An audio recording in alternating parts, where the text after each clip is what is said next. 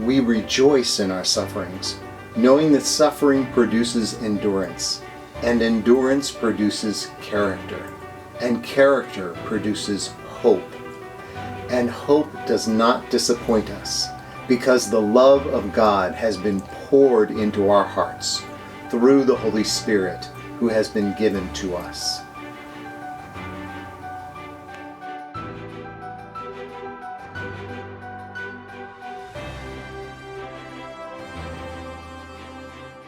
Welcome back to our last segment of our series on hope.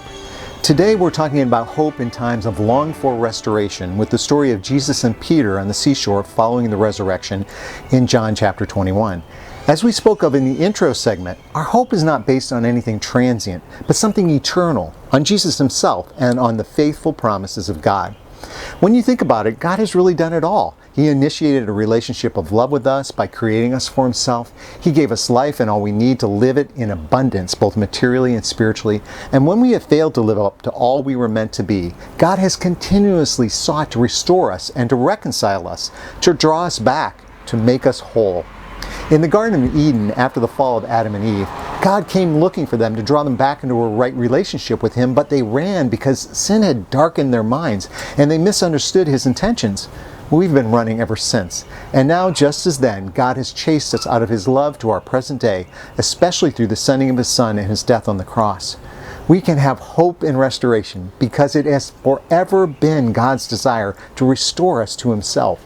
And one of the most beautiful examples of that restoration is today's story. The background is the apostles are restless. They're waiting for Jesus to appear again after the resurrection, and prompted by Peter, several of them go fishing overnight but catch nothing. Jesus has already offered the apostles his peace and forgiveness, but there was still unfinished business in Peter's heart after having denied Jesus 3 times after his arrest. So Jesus appears on the seashore, and going back to the original manuscripts in Greek will give us a deeper insight into what took place between Peter and Jesus that morning. So let's go through the story, and I'll pause and explain. When it was already dawn, Jesus was standing on the shore, but the disciples did not realize that it was Jesus. Jesus said to them, "Children, have you caught anything to eat?" They answered him, "No." So he said to them, "Cast the net over the right side of the boat, and you will find something." So they cast it, and were not able to pull it in because of the number of fish. So the disciple whom Jesus loved said to Peter, "It is the Lord." Simon tucked in his garment and jumped into the sea. The other disciples came in the boat. When they climbed out on shore, they saw a charcoal fire with fish on it and bread.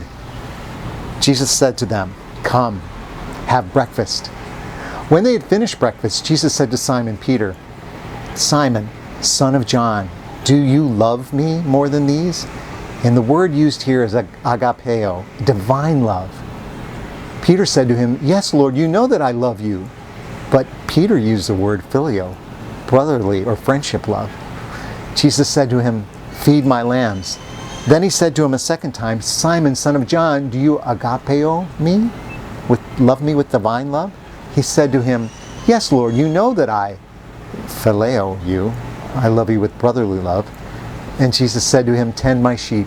He said to him a third time, "Simon, son of John, do you love me?" But this time, Jesus uses the same word that Peter did, phileo. Peter was distressed when he heard Jesus say this for the third time. And he said, "Lord, you know everything. You know that I phileo you." And Jesus said, "Feed my sheep." So what's going on here? Does Peter mishear Jesus, or could it be that Peter has finally come to terms with his own failings after his threefold denial, so as to be completely honest with the Lord? "Lord, I love you, but not enough." Notice how Jesus responds. He doesn't condemn Peter, but he meets him where he is. He still gives Peter his marching orders. Peter undoes the threefold denial with an honest threefold affirmation of his love for Jesus. Jesus sets Peter free, but not just to go his merry way, to follow Jesus in order to lead the apostles and the rest of us. Now, isn't there hope in that for us too? If Jesus can restore Peter after he denied him publicly 3 times, Jesus can restore us no matter where we've been or how badly we've fallen.